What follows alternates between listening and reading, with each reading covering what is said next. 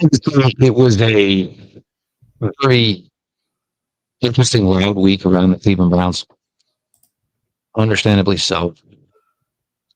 But you get it here today, and you put in all the factors into this game. The weather, which I guess pretty much probably impacted maybe the first half of the game, but certainly there was some wind and obviously elements later on in the game.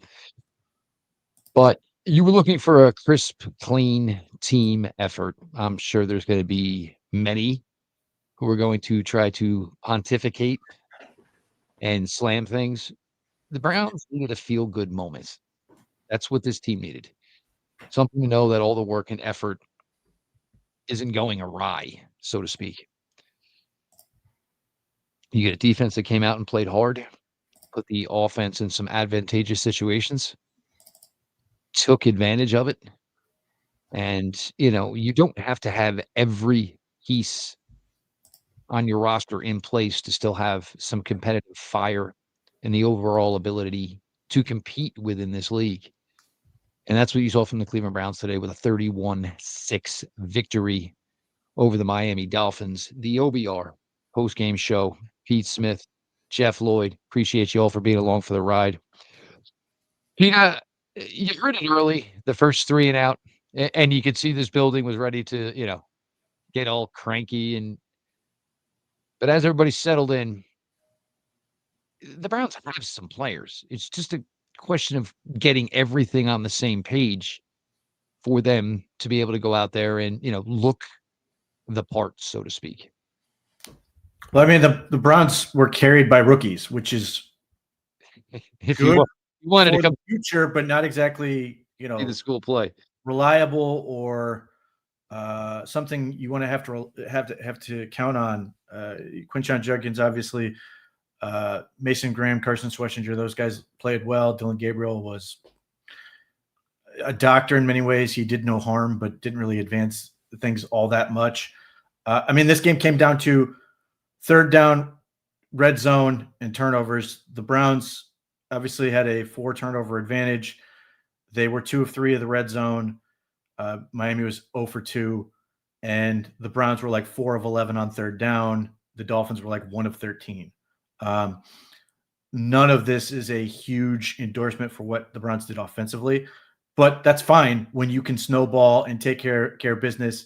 And when you do get those opportunities, you cash them in for 4 touchdowns, which, if you're going to play this style of football, you have to make the most of the opportunities. And for the most part, they did. Frankly, I thought, early in the game when, the Browns missed on their first drive, they had a wide open touchdown sitting there and missed it. It felt like the Dolphins were in a position to sort of take control. They were moving the ball a little bit better, but the way they were moving the ball was a little bit more dangerous considering the elements at play. The Browns, played a game plan that was really suited for this weather. The Dolphins were a little bit more wide open, a little bit more true to form in their offense.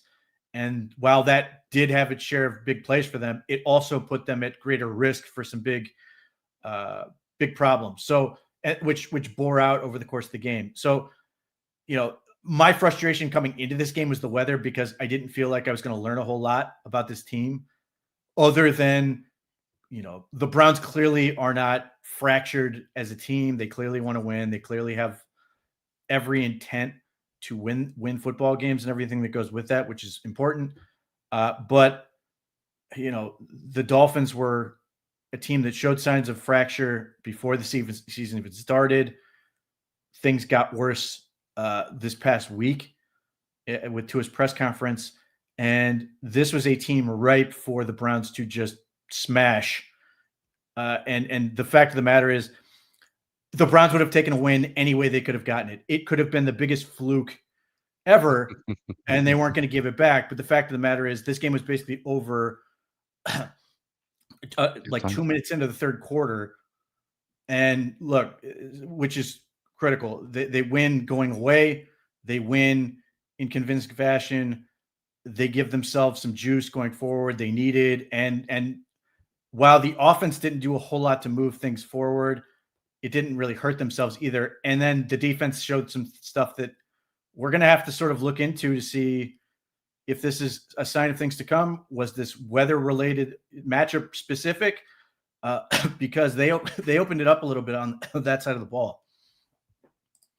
They certainly did, and, it was nice, obviously, for the Browns to get to the point in a game where they could actually just get some guys some reps. So you get the late Donovan McMillan sack, Trey Avery out there getting to play a little bit, certainly, opportunities for other guys, certainly some, names, obviously, come right to mind in a game of this, the way it went down today. Obviously, Quinshon Judkins. I think you saw a little bit more movement with the offensive line as far as, pulling and those things in nature.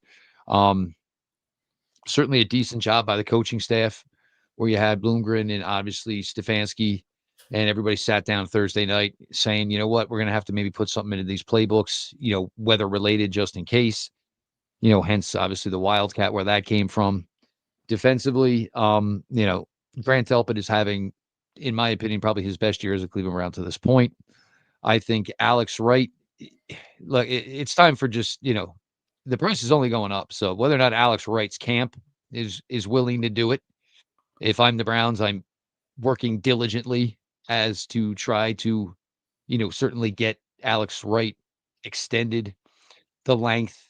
I loved the closing speed because the offensive tackle just ended up with the ball in his hands and was just kind of like, well, what do we do now?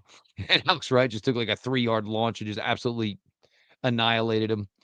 Carson Schlesinger had a monster tackle early, kind of old, body slam type of style. Tyson Campbell. Now, we mentioned when Tyson Campbell was acquired by the Browns, there's times where Tyson Campbell's a really good quarterback. There's times where Tyson Campbell has issues. Today, you got, the best of the Tyson Campbell experience was lockdown and coverage. Obviously, found a batted ball off a former teammate, Jenkins, takes it to the house. Certainly was the clincher and probably, the, basically, the dagger to the chest. Tua Tagovailoa, it's not a good thing to call out your teammates after a 3-interception game and then go into the next game and throw another 3 interceptions. You know, I know so many Browns fans are kind of, discouraged right now, and I kinda get it, I do. You know what I'm saying? I don't wanna poo-poo on you guys for that. If you don't wanna look to the future, you don't wanna look at the bigger picture, you want it now, I get it. But I think I would rather the Cleveland Browns situation right now than I would absolutely wanna be in the Miami Dolphins situation right now. Mason Graham, it was, kinda quiet and then, reeled off a bunch of plays for himself, later. Miles got back in the sack column. You know, and again, this will be a day where, in the defense, and you guys have, certainly seen my thoughts on it. And, a day like today, obviously, will, pump the defense back up as far as, where people see it or where people want to view it. Um, but this, and the word confidence, and it sounds almost silly to equate it to NFL football, but it is a confidence thing. And, for the Browns defense gets one play, the Browns score. Browns defense, that's it. Let's go. You know what I'm saying? You get that momentum going. And then obviously it was, I guess, I want to say 4. I guess they won the turnover about a 4-0 today. Huge, obviously. Um, Gabriel, and I know it's going to get done. Honestly, the game like today, when it starts, and what the weather is, there is no prettiness. Let's get the hell into this game and hopefully get the hell out of here with a W. There is no other game plan as that game starting. Do whatever you got to do to get out of here with a W. You maybe get a game like this once every 2 years. You just want to. There is no critiquing it. There is no prettiness to it. What the hell do we got to do to get this W and just get out of here as quick as can? As the day went on, obviously the weather lightened up, and Browns players were able to enjoy, you know, all of this, and it certainly doesn't erase the fact that the team still sits here currently at 2-5. But it makes it a hell of a lot easier, Pete, to walk back into the building tomorrow and then come back on Wednesday for practice. Excitement back in the building, because I'm sure plugging back at it this week going into it Wednesday probably was not the most pleasant experience in Berea. Well, I mean, it's sort of a endorsement that what you're doing is working, even though, again, the offense was not good. Dylan Gabriel, he made some good throws. The throw to Jamari Thrash was the longest throw of the game, was a good pass for example. He made a couple other good plays. He's also still leaving plays on the field. First drive that they got in the scoring area, they ran. I don't know. I'd love an explanation because the ball sort of went to the ground. If he was trying to throw it to the ground because he saw something late, if he's trying to throw that to Judy where he got knocked to the ground. But either way, Jerome Ford wide open on the rub, designed exactly what you wanted, and they don't come away with points there. But there were a couple other plays where, Dylan Gabriel's got to pull the trigger and make something happen on some of these things. Like, again, it was do no harm, which is fine for this game. It allows you to continue to keep working, get another week of practice, hopefully gain more confidence in that. And at points, it seemed like, particularly in the second half, it seemed like once the Browns sort of got control of the game, Kevin Stefanski sort of closed up the playbook and said, we're not showing anything else. Because to me, the first half of this game showed just how hard Kevin Stefanski and the offensive staff have to work to make this offense look effective. They drew up a bunch of effective screenplays. I really like the design on the play to Malachi Corley. There are a couple other screens that were effective. They had some, interesting concepts in passing game. I like the fact that we finally got to see Dylan Sampson lined up out wide. But like the running game was was a slog. Quinshon Judkins ran 25 times for 84 yards. 46 of those were on the one play where KT Leviston and Wyatt Teller really blocked well and blew up in a hole. And Quinshon Judkins' speed, his acceleration, everything else allowed him to score that touchdown. But after that, it's like 1.6 a carry. Like, that's awful. And the offensive line continues to look problematic. And this is the Miami Dolphins, and you have to sort of look at this and still come away concerned. Hopefully they can build on it. Again, you never know with footing, with conditions and stuff, though seemingly the conditions were okay based on what they were talking about in terms of the field and the footing. But because you were only able to do that, they need to find a way to open things up. They need to find a way to get the ball down the field more, because they also tried to do a lot of now type passes, and that's not going to give you a whole lot of space when the defense isn't worried about it. I saw one ball where Dylan Gabriel finally uncorked one down the field in what looked like a shot. There were a couple plays where he was clearly looking, but it wasn't until late where he tried to take that shot up to Judy that it looked like a legitimate shot. And they've got to do that to open things up. The one thing I will say for the Dolphins game plan, and it obviously imploded, is they tried to stretch the Browns out at points. And it did work in the sense that it created more space for Devin Achane and some of the things they were trying to do. The Browns have to get out of this thing where they're consistently playing in the red zone. But again, when it mattered, red zone, they were good. Quinshon Judkins in the single wing, it worked. They didn't shy away from it. But, after a week where people were complaining that the Browns didn't stick to the running game where they were getting absolutely nowhere, they stuck to the running game where they were getting absolutely nowhere, save for one play. It's fine because it worked and they won, but that's not really a good way to go. If this game was more competitive, they were going to have to find something else to move the ball. Again, I'm thrilled for this team that they were able to win. Anything get a win was going to be important, but they do need to start to grow from this. The good news is, after the New England Patriots game, which I think the Browns can compete in and win, despite their record. I know the Patriots are very good, and Drake May is a phenomenal quarterback. They get the bye week, they get the Jets, and then a couple weeks later, they get the Raiders, who look god-awful. So there are a bunch of winnable games on the slate if they can make the necessary improvements. Quinshon Judkins looks great. Harold Fannin looks great. Dylan Gabriel looks okay. Isaiah Bond is there. But I'm running through a list of rookies. They obviously need more from Jerry Jeudy, though he came up with one really nice catch on the one throw Dylan Gabriel probably shouldn't have made. They've got to get that part going as well. So offensively, it's this is they got the setup they wanted. They won the game, and that's good. It allows them some breathing room to continue to work, but they've got to find more. Oh, there's no doubt about it. And look, I think at a certain point, the Browns obviously realized the W was there. And I think let's not have Dylan start throwing the ball all over the field. I don't want to take what seems to be a positive moment for everybody, and then, have the ability to turn it into where now there's a couple of negatives.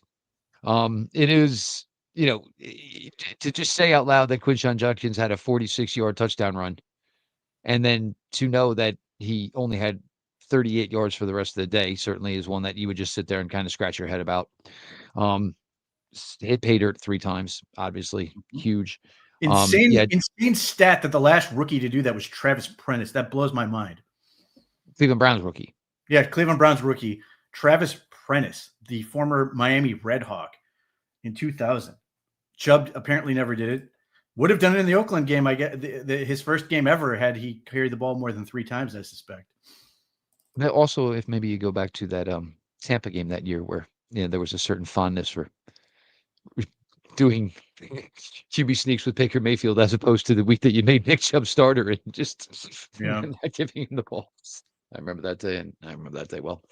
Um, but this comment here, I actually kind of agree. Oh, everybody, you want to win. Everybody, you want to win. You want to win. Look, I don't think we need style points. You know what I'm saying?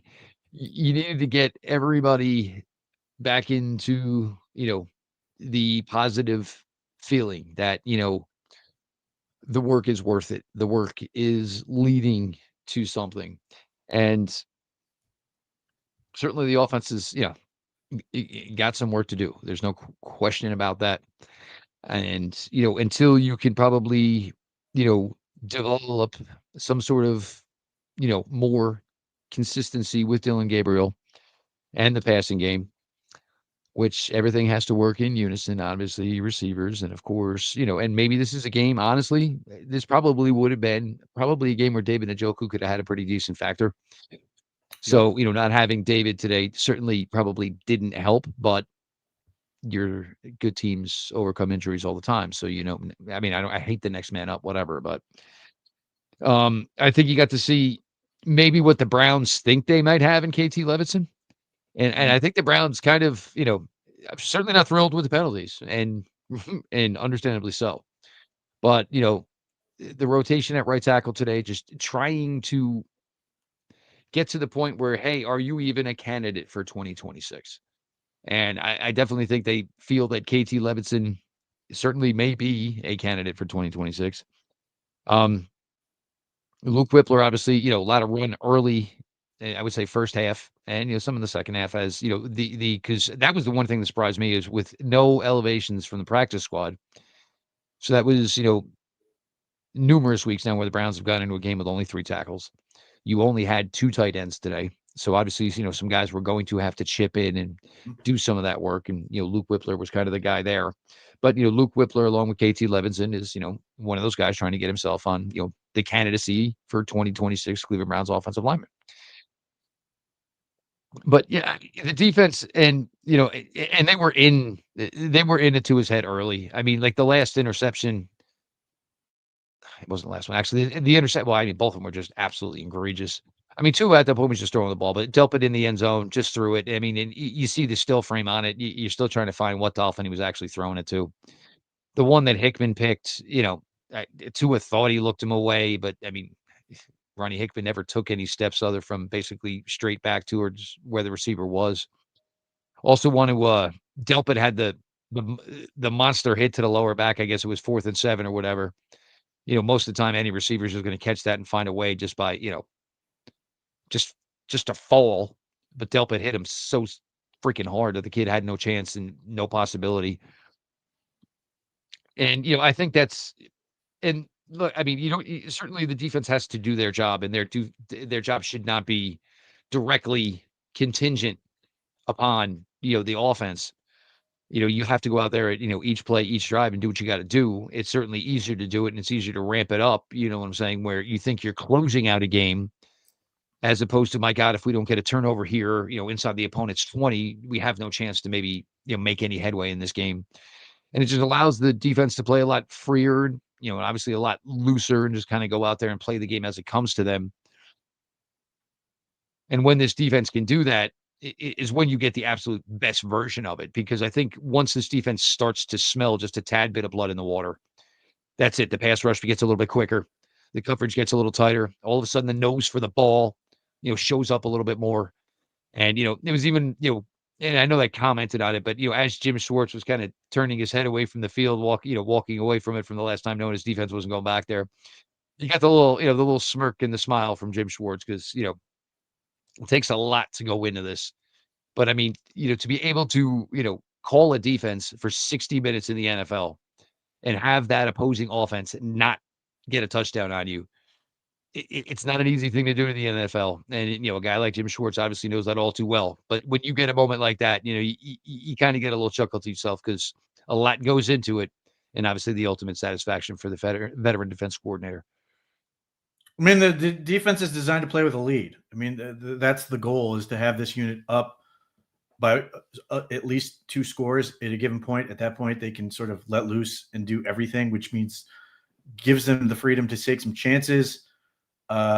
Because if they get beat for a play or some yardage, they can get up and go again. You got to see more variance in terms of calls and stuff. And again, I'm curious to see if this is going to be something we should expect moving forward, because we saw the full sort of Grant Delpit experience. Like, we saw everything that he can do.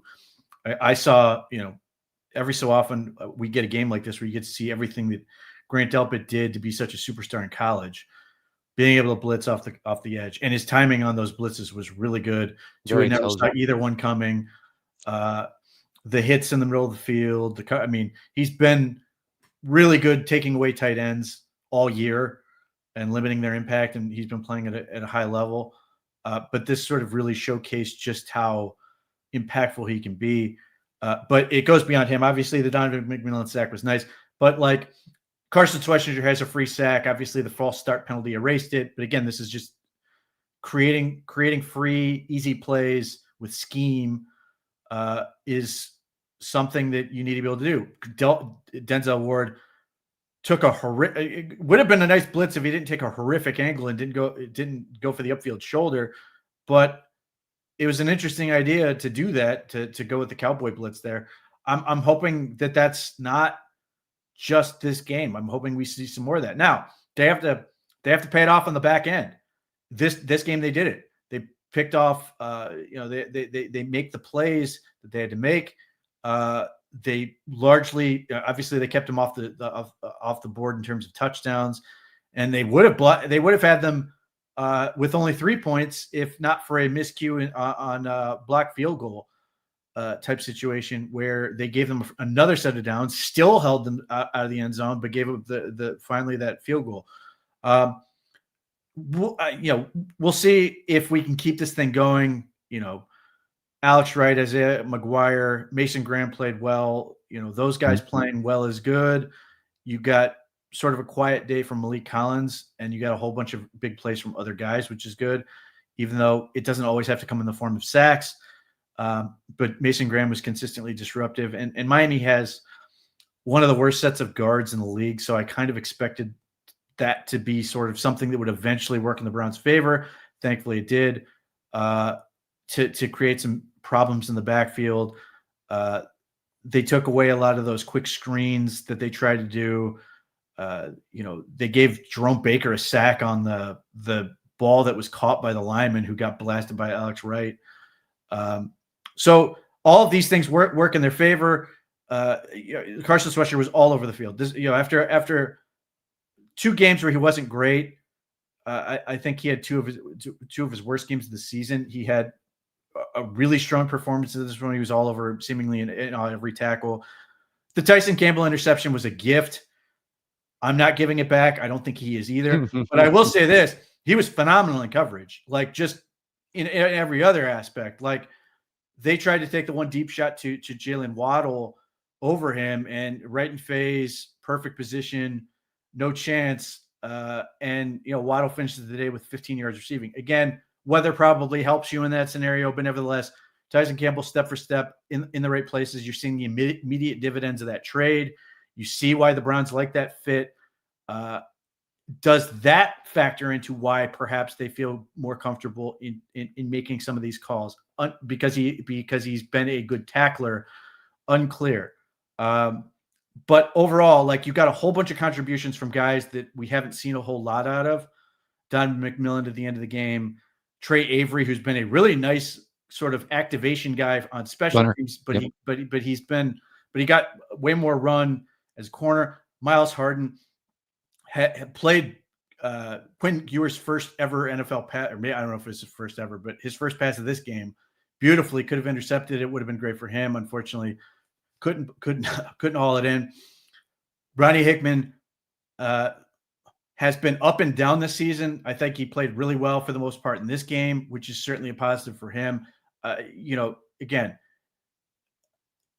whether the Dolphins being what they are, yes, the schedule got easier. The Browns defense feasted on it. They were at home. All these good things you can sort of point to and go, well, they needed this game. They needed to sort of be able to ramp up.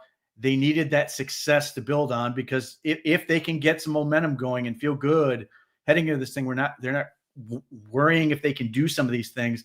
It should pay off, and they can hopefully start turning this into a streak where whether or not they can keep winning and run off a bunch of wins in a row, just continue to play at a high level where it doesn't feel like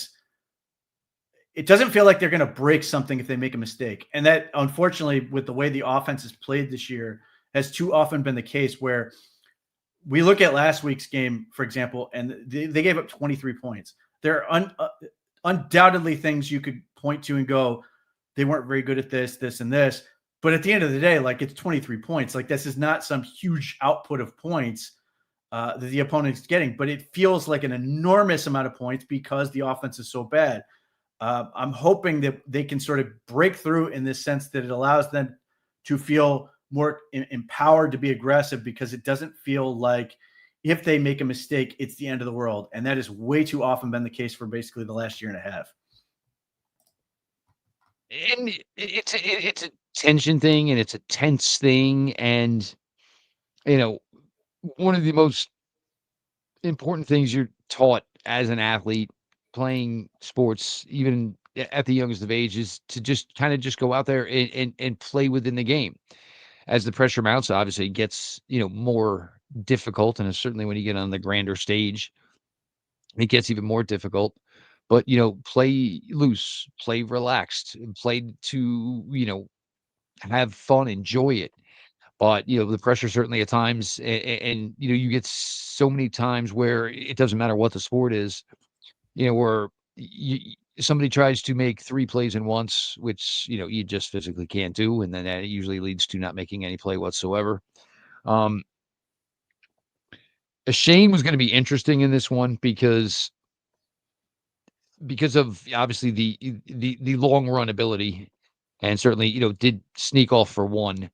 Um, but overall, and this is where I give the Browns defense a lot of credit, because it was going to have to be certainly have to gonna stick to within your assignment on defense, and obviously setting the edge against a player like Shane is huge. He's certainly, if he's got to cut back and go inside, he's just not the guy that's gonna go back in there and, rumble through linebackers and things of that nature. So there certainly was, a test for the Browns defense from that standpoint. Um, Knowing the way Jim Schwartz is, and, when these meetings go on with Jim Schwartz does not mention the offense, and basically Jim Schwartz says, if they don't score a touchdown, I guarantee you we'll win. And that is probably the way Jim Schwartz speaks to this defense each and every week. We can probably control the destiny of this.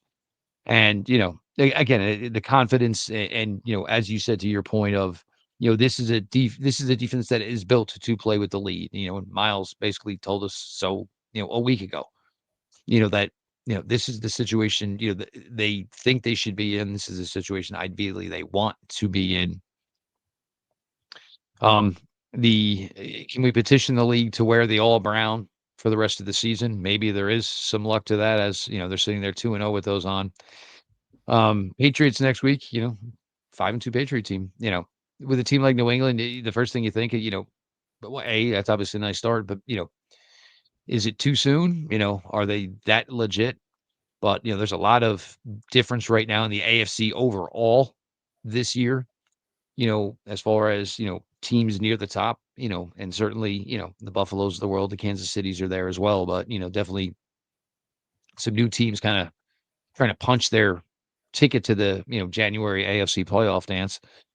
Um, No, I don't think, Browns are there yet, but, there is some good football within this team. We know and we have to believe that there are certainly limitations to the offense and certainly limitations within the passing game. It's not fair to say it's all on Dylan Gabriel. There is some issues from Dylan Gabriel there as well. But when you have Jerry Jeudy, not performing anywhere near to what we all saw last year, and then everybody else just kids, and I'll be honest, you might as well. I mean, I'd give Corley more reps. I'm not sure exactly where this is all going to go when Cedric Tillman starts working his way back into the lineup here. But for the most part, I would rather just keep running the kids out there and giving them opportunities. We know there's probably new blood coming to this wide receiver room at the end of the 2025 season. Of course, nobody's foolish enough to believe that, but continue to at least develop and try to develop what they have here for the time being. But if they can at least run the ball to the point where, it contributes somewhat, of course, and obviously take the points when they are there to be had. And with this defense, hopefully, we get to, where weather is not the issue that it was today. And I think they were trying a little bit to let Dylan Gabriel kind of cut it loose there in the second half. And then they just kind of clamped it down afterwards. But, it's now 3 stars for Dylan. Over the next coming weeks, you're going to have to give him the opportunity to throw the pill around a little bit. There's just no way, because Miami, with their 32 ranked, run defense, obviously sold out. It bit him in the ass a couple times, obviously. But, this isn't necessarily good, for the overall. I mean, look, these wide receivers got to be developed, Pete, and you just got to go to the pass game a little bit more. You just have no choice.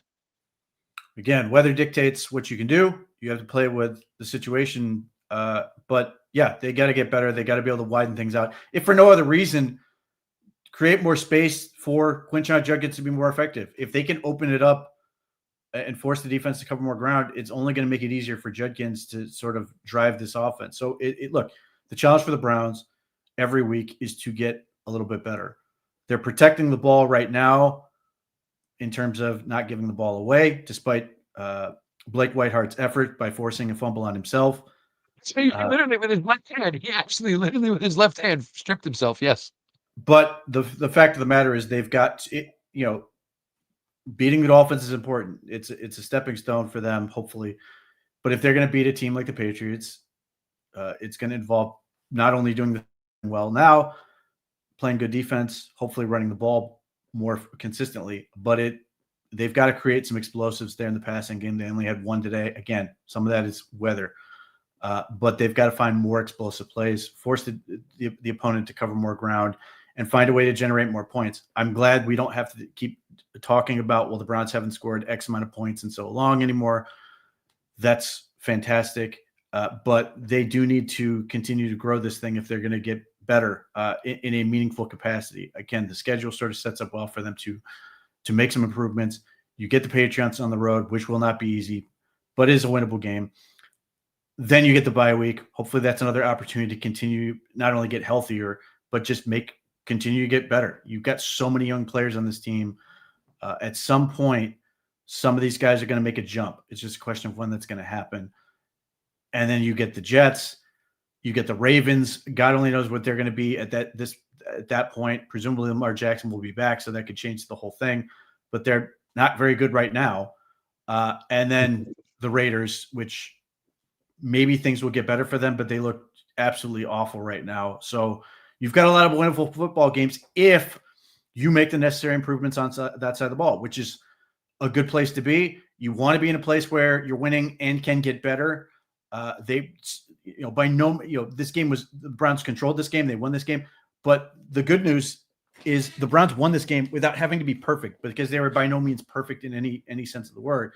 They were flawed in any number of ways. They made mistakes. They did a whole bunch of things that they can correct, and they still won going away. So from a coaching standpoint, they love this because they get to still poke and prod and push these guys to get better. And just the fact it really seems, based on what I'm seeing from the players in particular, it really seems like, yes, it's a huge relief for this team to get the win. Unquestionably a huge relief.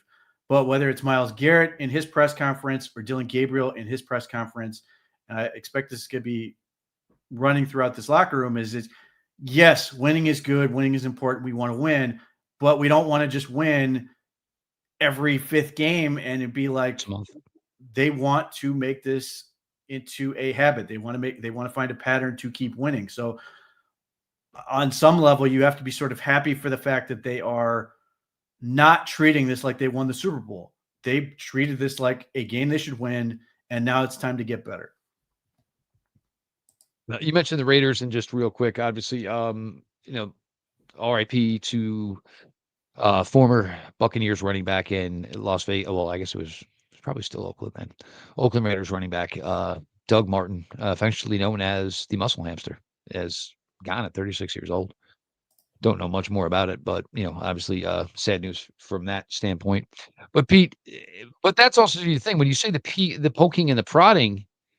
Now when you go in Wednesday, vibes are high. So you want to know what there's going to be a lot of guys, and for a guy like McMillan, who sits there in those defensive meetings and basically is just a fly on the wall. Even if there's going to a critique to be had on some of the refs he played, it's I'm part of this now. You're not just the guy there who never really gets a defensive rep, and I mean, there's ever a chance to get him on the field. I mean, he absolutely looks the part, long, lean, everything. I mean, nice looking player, and obviously he did a great job, corralling a punt inside. I guess it was the 4-yard line or so or whatever. Caught it. Yes, and so there are certainly, and with all the youth here, and that's probably the thing is because the veterans, it's a sigh of relief. You know what I'm saying? Mm-hmm. The youth, it's it's kind of it's a party vibe that's gonna last them till they suit up next Sunday in New England, and there certainly is a lot of youth on this team. And you opened with it, but I actually kind of like joked to myself watching it towards the end. It was kind of like the school play. Every kid had a part today. Even the rock, whoever was playing the rock in the corner on the set, had a line today. So McMillan was able to get a couple of plays. You had the other corner, Don Jones, play a little bit today. And it's always funny. You're in the midst of a blowout when you're looking around and going, without 37 over there? And you're trying to remind you, well, who the hell is 37? And I know the Anthony Bell's not here anymore. So everybody, gets out there, obviously gets the opportunity, gets some run, still a couple balls, to fan in. But I think the passing game could have had more of effect today if Njoku was there. There certainly is, the way that works for the two of them together, I think. But, obviously, questionable track. Probably one of the reasons that kept Njoku out. And I honestly think that was probably one of the reasons that Mike Hall did not make his season debut today, is I think it would have been a really foolish thing to put somebody out there on what he suspected was going to be a questionable track. But I'll tell you, though, for as bad as that storm was supposed to be, Pete, that field looked a hell of a lot better than the field we stared at in the sunshine last week when this team played Pittsburgh. Yeah, I've never heard so many players complain about a field this many days after the fact. The fact that Joe Bitonio, who's in his 12th season, says the worst field he's ever played on, and I know why. Acrisure, they play everything on it because the county has so much control. But nevertheless, Mike Hall is going to have to be ready to go the next week, most likely. Aiden Huntington left with what was likely to be a concussion. And against the Patriots, they are, this was not a game that lent itself. The game they were going to play today did not lend itself to like an all-out pass attack and good footing / super fast off the ball. So you get another week to recover the knee. You may need him if Huntington can't go anyway. And then if it is a game where you need to rush Drake May and he can come in and make an impact, that could be a big benefit for the Browns. But as far as the offense goes, look, they have so many young players on that side of the ball. They're not all going to make it, but if they can get some of these guys to work, they're going to be in really good shape. Malachi Corley, Isaiah Bond, Jamari Thrash, they have so many receivers they're trying to work through. If they can find something out of that group that can work and carry over, in addition to the infusion of talent they're going to have to keep making there, then great. But, that's sort of what they're looking at right now. Well, we have him here, and in a very busy game day schedule, pregame, postgame, Mr. Fred Greetham actually able to jump in here with a little bit. Fred, I'm sure you got something for us. Anything, obviously, from the pressers, from the locker room. Cleveland Browns 31-6 winner today over the Miami Dolphins. Well, probably stuff the obvious that you guys talked about. But Kevin just said, you get those 4 takeaways, you turn them into points. It's kind of like been the prescription that they've lost the opposite way. And today they made the plays, and it started, with the kickoff. Grant Delpit, forced that, and then they turned it into points. And same thing, Campbell comes out. It's interesting, kind of been harping on him about deferring, and then they start 3-0 or 7-0 behind, and you're playing catch up. He takes the ball, goes 3 and out, but then second half, you don't get the kickoff in the first play, you get a pick six. So, all the way around, this is what, seems to make sense from last week. Quinshon Judkins is your best weapon, and even though it's like 1 yard, 1 yard, 1 yard, and then boom, 46-yard touchdown or 17-yard run, that's how they have to play ball. You look at the passing stats, they're kind of abysmal for an NFL game. And even the running isn't mind-blowing, but it really, they did what they had to do. And this is how this team needs to win. Play good defense, get a couple takeaways, and turn them into points. And that's what Stefanski said. That's kind of what Myles Garrett, he seemed to be a little happier getting a sack and playing from the lead, instead of always playing from behind. And with a rookie quarterback, you don't want to do that. And so, yeah, the opponent, but they took advantage early and were able to put that team away instead of letting them hang around and see what happens late. No question about it. Now, Fred, going into the game, obviously today, around the building, where, in your opinion, was the feeling? And then maybe what was maybe the feeling, in the locker room, once it was all, the dust had settled? Well, as far as, I think Delpit even said it when we talked to him Thursday, is that I've kind of forgot the winning feeling. And I thought he played a heck of a game. I mean, He was he was outstanding. rushing the passer. He was hitting hard, making plays. And that's what they need, and hopefully this would spark, especially with the young guys, hey, this is what it means to play as a team and do what we do best. And because you're going to go on the road to play the Patriots, who are, you knew Mike Vrabel would be having that team play well, and maybe not this early, but it would make, again, that's a big win today. Doesn't mean you're in the playoff hunt, but boy, a win next week going into bye, at least 3-5 with winnable games, coming after that, you don't know what can happen, in this division and so forth. So, I just think, yeah, when they win, everything's rah-rah. When they lose, it's, and it's the way they've lost. I mean, when you look at this, you can go both ways. But, man, you think of at least 2 games that they just flat out gave away. And, we're talking about a completely different situation, but you are 2-5. And you still have little offense. I mean, the defense really set them up today. And they punched it in on the short field, the 2 yards, and they shut, obviously a pick six. And then on the fumble, I think they went, less than 50 yards, like 46 yards, with most of it coming from Judkins. And they took advantage of mistakes. I think there was an interception Gabriel threw. I don't know if they called it an interception, but there was pass interference, so that negated the turnover. And they made them pay by getting the touchdown. Next play, that was insane. This is the ultimate doesn't happen for the Browns, usually happens for everybody else. Minka Fitzpatrick gets called for PI on Harold Fan, and It was PI. The one angle, he clearly hooks him, but whatever. And yes, that guy does intercept the ball. The Miami Dolphins are immediately deflated by that call. And then the next play, Quinshon Judkins to the house, which really felt like it broke open the game at that point.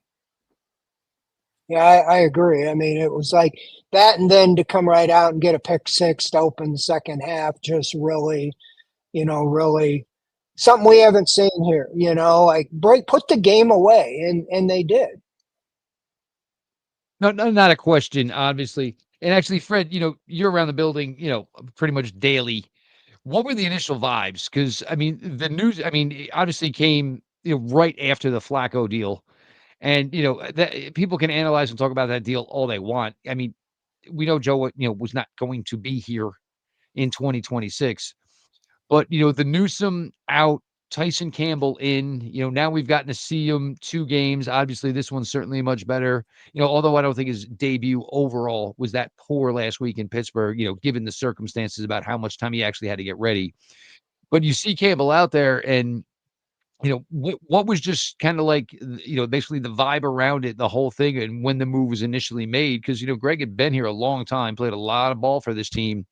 And so quickly and abruptly, he's out, and basically here's your new starting quarterback for 2+ years. Yeah, I think that it they needed it. I mean, you could start to tell from Delpit's comments, Myles Garrett, whenever he starts talking this way, what it led to last year.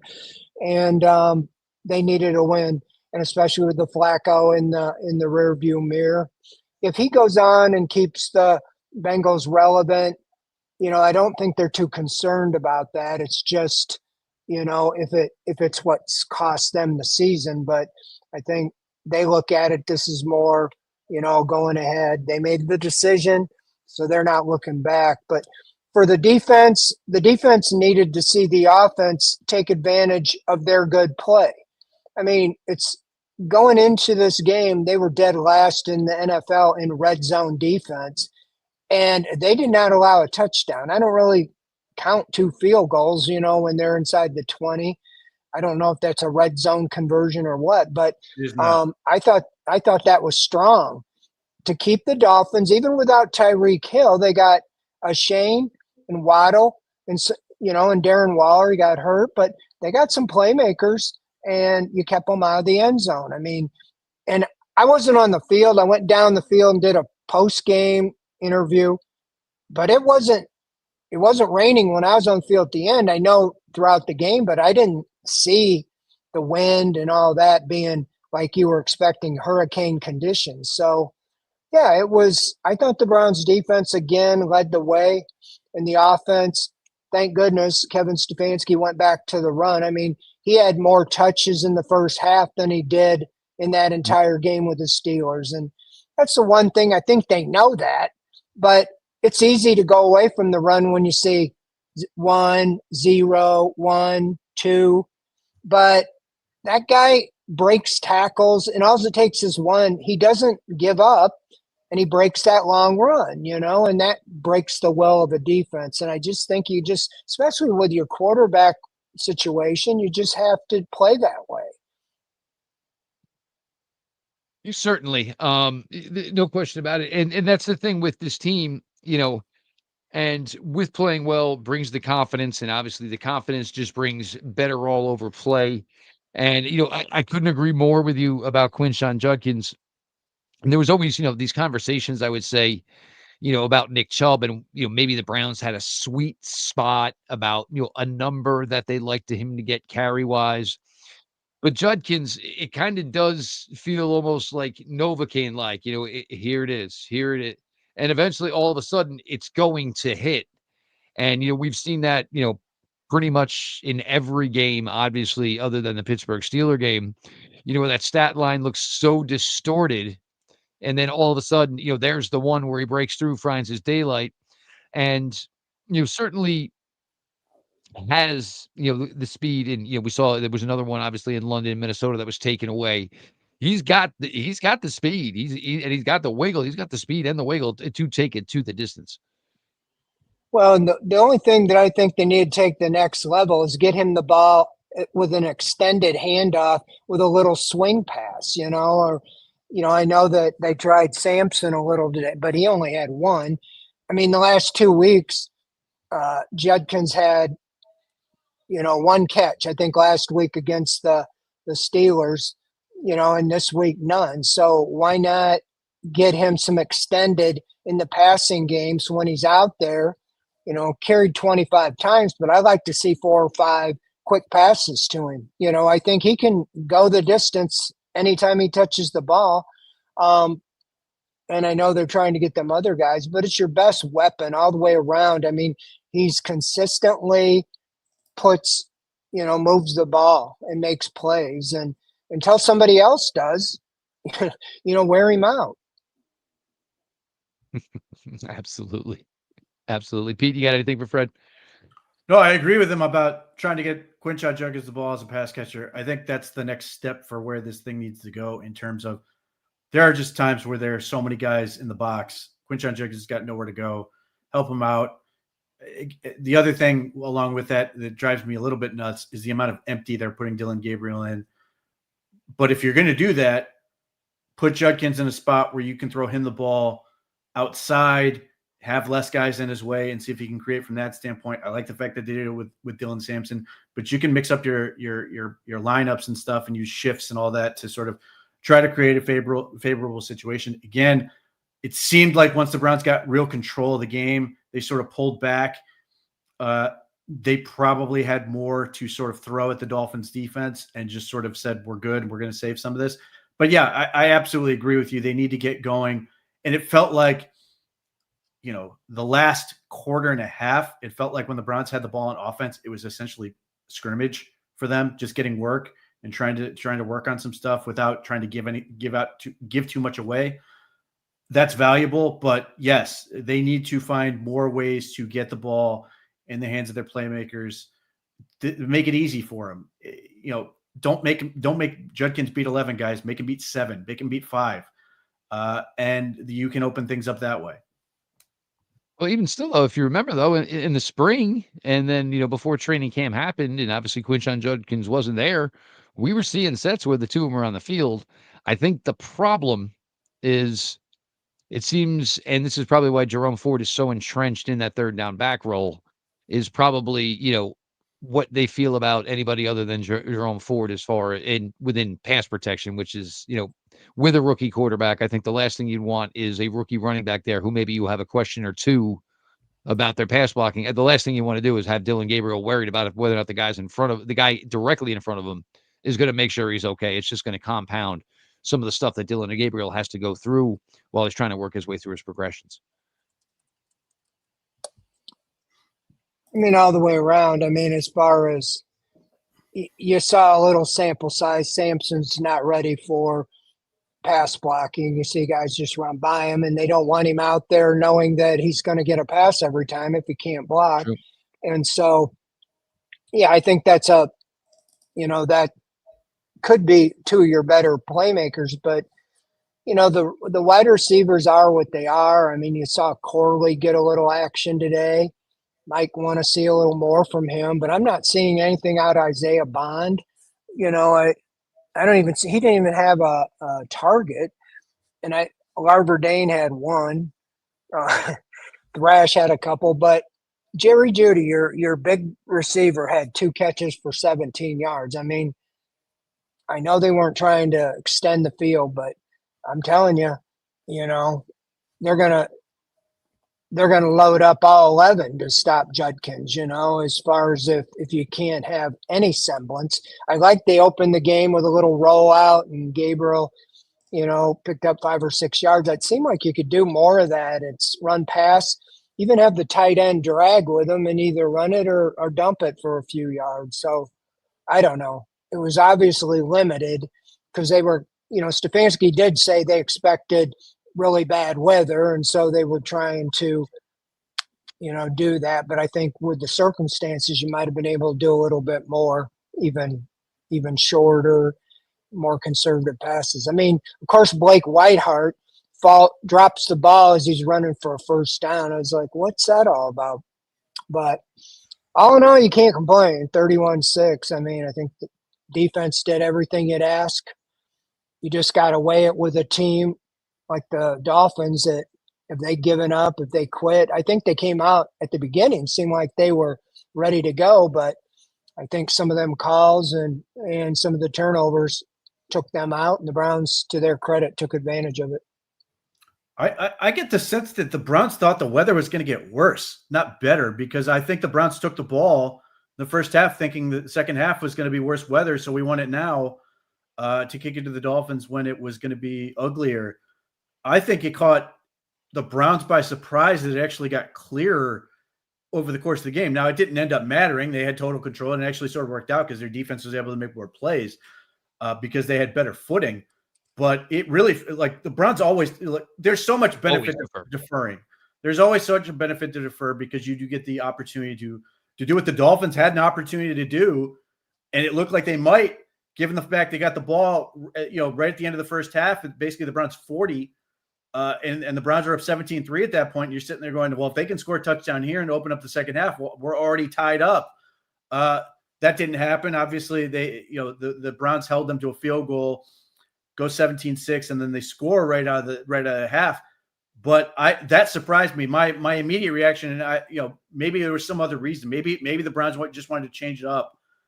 But the impression I had was that the Browns thought the weather was going to become a bigger factor in the second half, and they wanted the ball early to try to take advantage right out of the gate and be able to choose where the wind was going to be later in the game. Well, that very well could be. I didn't think of that. I just felt like he's kind of harp on him. I know he goes with the analytics, but they defer. And how many games has it been 3-0 or 7-0 before they got the ball, and the rest of the game is catch-up ball, So, yeah, I don't know, but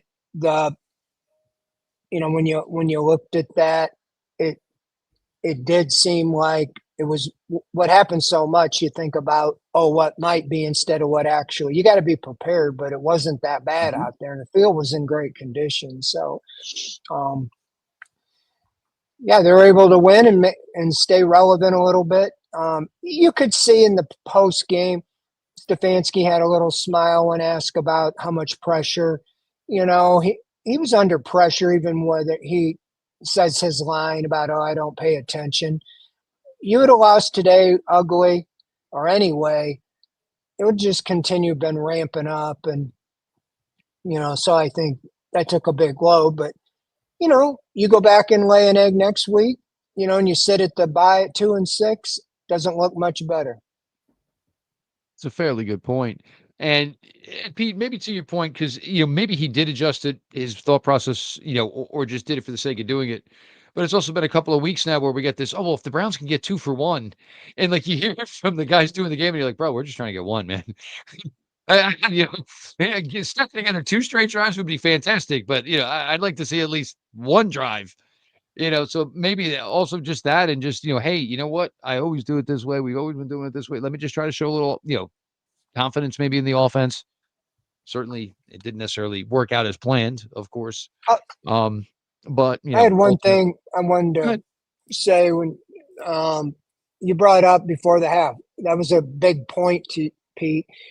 I felt how many people thought, here we go again, when you stopped the Dolphins and Shelby Harris, messes around with the long snapper or whatever he did and got a personal foul. Give him a first down on like the 15, 16-yard line, sets him up for a touchdown, and basically they held him to a field goal. So you could have taken the 3 points off the board. They gave it back to him, but my goodness, could have been a different game with a touchdown there, and it would have been 17-10 at halftime, and they got the ball. So I think that was, again, it's like them running in the punter last week against the Steelers. Yep. That jump started them, and that, in my opinion, was the turning point in the game. They hadn't scored a touchdown till then, and here you're thinking, okay, you got off the field, a missed field goal, and then you do that. I mean, it just makes you scratch your head, especially with a 33, 34-year-old. They had to stop them basically 5 plays because one of them, the Dolphins had a bad snap. I mean, this was a problem for the Dolphins all day. They had a number of bad snaps over the course of the game that basically threw away plays. But yeah, I mean, that's the classic. You make a bad penalty and the football gods punish you with a touchdown and put you into a game you don't want to be in. The Browns fortunately bowed up at the end and held them to that field goal. But yeah, 17-10, a lot of, look, there's a certain element of fandom that's always going to have that uncomfortable feeling until the clock hits zero, even when the Browns are up 3 scores. But undoubtedly, if it's 17-10 going into the half, there's any number of people and potentially players that are sitting there going, well, if they, they're going to get the ball, they're going to drive down, and suddenly it's a football game again when we had basically control of this game. Fortunately, in this one, it didn't end up mattering, and they were able to put it away. But that's got to be a consistent element, because I'm sure Jim Schwartz is harping on this every week for them. Has to drive him nuts that they're so bad in terms of red zone efficiency. When teams drive on them, they score. And they don't often kick field goals. They are usually scoring touchdowns. Now, it's gotten a little bit better in recent weeks. They held them to the Steelers to 3 field goals in the first half last week before giving up 2 touchdowns. The Dolphins got 2 field goals this week, and the Browns had a couple 4th down stops when the Dolphins got desperate. But that's got to be a trend that continues, especially when you look ahead to the New England Patriots. Drake May is playing really, really well. He's sort of in sensation right now, which has them in first place. Can the Browns keep him out of the end zone and give themselves the chance to do what they did this week? Or is it going to be right back to the same sort of script that we've been used to, where the offense doesn't do enough, the defense is then, put in a bad spot, and then makes, isn't bad by any stretch, but gives away the big plays that allows the other team to win going away? Yeah, I mean, they have an opportunity, to kind of claw back into it a little bit, at least make the second half of the season relevant and so forth with next week, but they did what they had to do. I mean, you're getting a little bit of the home field back. You won 2 in a row now at home. So you got 5 out of 7 home games coming up. They have a stretch. So it'd be nice to get back, get a 3rd win, go into the bye, regroup. But still, it's going to take that recipe of the defense taking the ball away and setting up the offense, because you didn't really see anything long sustained drives today. It was just capitalizing, to their credit, on the turnovers. But the defense, Shane had that 46-yard run. They held him out of the end zone, held him to a field goal. But I mean, that was 46 of their 99 yards at one play. So with Tyson Campbell being the guy to chase him down and save the touchdown. Save 6 and got him 6. I mean, right now that's a win trade for me. I mean, just player for player, not even talk about contract. Yep. I like his physicalness and his hustle. Last week it went unnoticed. First play of the game, he got, I don't know if he was supposed to cover the tight end, but he chased him down and stripped it out of his hand. Yep. It went out of bounds, but he's playing with effort. Today he turned around, on the deep ball, where last week he didn't, and Metcalf caught it for a touchdown. So it's good to see, and hopefully, they can build with him, outside along with Denzel. No, definitely. I like the addition, because I think he kind of gives you more of the body type that you lost in Emerson. But the difference is, I mean, you look at Tyson Campbell. Tyson Campbell is yoked up. Tyson Campbell is built like a safety. He's not built like a corner. And I think that, obviously bodes well and aids well with his want to and willing to get in and get dirty and be physical and be a tackler. Because, God knows we've, seen issues with the Browns corners over the years for that. And, even with Denzel, it's please don't get involved in the tackle, because unfortunately that's usually when Denzel gets a little bit dinged up, and nobody ever wants, Denzel out of the lineup, which was actually hysterical that, Denzel and Campbell basically were out of the game. When did the Browns ever in the situation where they can tell a couple of guys, you give a tap on the shoulder, no, you're good, you're done for today? And, that's something that this team just does not get the opportunity to do. And, with all the youth they have, every rep for every guy on this 53 is going to count. Yeah, absolutely. So I don't know what else to say, other than that's the ingredients is a running game. We, scratched our head all week on why you didn't run the ball. When Stefanski said against the Steelers, well, the game got away. I'm like, it was 9-3. and your guy had 6 touches, and then this week you go back to that, it works, but you had great defense taking it away. It's more so taking the ball away, than anything, and that's I think now they're back to 0. They were -4, so that's 3 games in a row, no turnovers. I think you got to Mm, let your mm. rookie quarterback throw the ball a little bit, and not just like you say, teams are gonna shut down the running game. You have to be able to have some answers here or there downfield. Yeah, I mean, and we were talking about that before you joined on with us, Fred. You're gonna have to have a little faith in Dylan here. You're just gonna have to let him throw the ball a little bit. It's, for the sake of Judkins, and you're trying to develop young wide receivers here. Yes, today, you can probably use the excuse of the weather, but, this is 3 starts now for Dylan Gabriel. He's shown you, at most points, he can be smart about the ball. And if it's not there, he is not going to, throw an interception that you can see from, 100 miles away. So, but I think, in order to, get an evaluation on him and certainly the guys he's working with, there's going to have to be a little bit better balance here. And you're just going to have to trust Dylan Gabriel to throw the ball around the yard a little bit. You won. You build on it. Hopefully, you get better heading into New England, because you're going to have to be better to beat a team like the Patriots, the Dolphins. You got the team you needed to play this week. Can you build on it? Can you be better for next week? Because you can, and you get a big win in Foxborough. You're 3-5 heading to the bye week. The entire view of the season changes dramatically. 2-6 isn't the end of the world, but it's just not going to feel this. It's just a major opportunity for this team, and they need to capitalize on one of these. Yeah, absolutely. Team is 2-5. Look, back on the schneid, right? 2-5. Get the win today. Miami's issues. Both teams had issues coming into this game. Miami's issues. God knows where this is all going to be. Could be a very interesting Monday morning for the Miami Dolphins. Again, I would rather have where the Cleveland Browns are right now, knowing what they have and knowing where their future could be, than what in the world is actually going on with the Miami Dolphins right now. Because it'd be one thing if your quarterback was playing well, but it wasn't on the page with the coach, but your coach isn't playing well. The coach is no longer the big hot shot offensive guy. Browns, Patriots next week. Fred Greetham, of course, will have a bunch of stuff up for you, of course, over in the OBR.com. Pete as well. The OBR streaming network certainly active during the week. Browns 3D. You'll catch Pete tomorrow night. You'll catch Pete Tuesday night.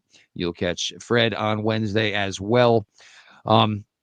It was definitely a needed W for this team, certainly for its fan base.